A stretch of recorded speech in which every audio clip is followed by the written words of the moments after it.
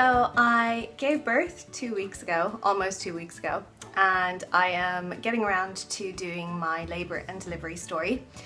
So I'm going to split this video, or these videos, into two. This first one is going to be the lead up to labour, so signs of labour and pre-labour, and then the second video will be the actual labour and delivery. If you are pregnant and you're in the last stages of your pregnancy, then you're probably wondering, when is it all going to happen, and if things are changing for you and you're getting weird pains and stuff like that, then you're probably wondering, is this it? Is it happening now?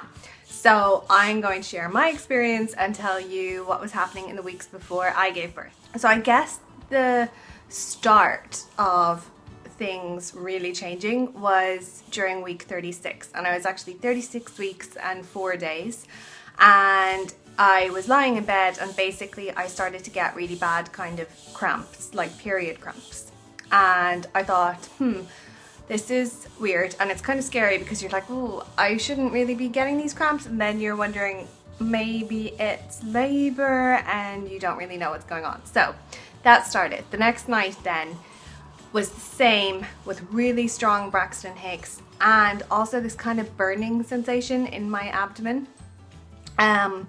So that went on over the weekend and then basically eased off. And then again, it started again during week 37, around the same time, I would say 37 and 4 or 5 days. So basically what I did was I went to my 38-week checkup and I asked them to test for a UTI, because I was kind of thinking, like, nothing's happened in a week, it's the same, it's sore, so maybe it's an infection or something, but it wasn't, it was clear.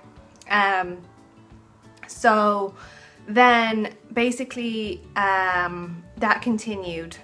The Braxton Hicks was no longer just uncomfortable, it was actually quite painful. They were really strong contractions. And when I went to my 39-week checkup, which is, like, my week starts on a Sunday, but it was the Friday before, I went to the 39-week checkup, and they said that basically they reckoned that this was it, that my body was trying to get things going, and because I was going and lying down to try and ease the pain, I was basically stopping it from happening. So they said I needed to start squatting into the pains, I needed to be going for walks and basically try to get things moving. The other thing was that I had, during my pregnancy, too much amniotic fluid, which basically at the end can mean that your baby can find it difficult to actually move down. So his head was engaged, but it wasn't fully engaged, and they were worried that the amount of water was stopping him from hitting the cervix basically, which would mean that I wouldn't dilate. So they said that they would leave it until the next week. They would give me one of the big scans, and then they would make plans basically to get the baby out. So yeah, so I didn't want that. I didn't want a C-section, for example. I didn't want to be induced with oxytocin or Pitocin, and I also one other thing that I didn't want was to have to go to the hospital straight away, and as it turned out I was group B strep positive, so I would have to go to the hospital straight away. So changed a few things. I only wanted basically to stay at home. That was my only plan. I didn't have a birth plan or anything, but there was nothing I could do about that. So that was Friday. Friday night I went for a walk beside the sea with Noel and Devin, and then the next day we went for a walk in the mountains and we had a little picnic, and I was also squatting into pains when I was at home. I was trying not to lie down when it was very painful.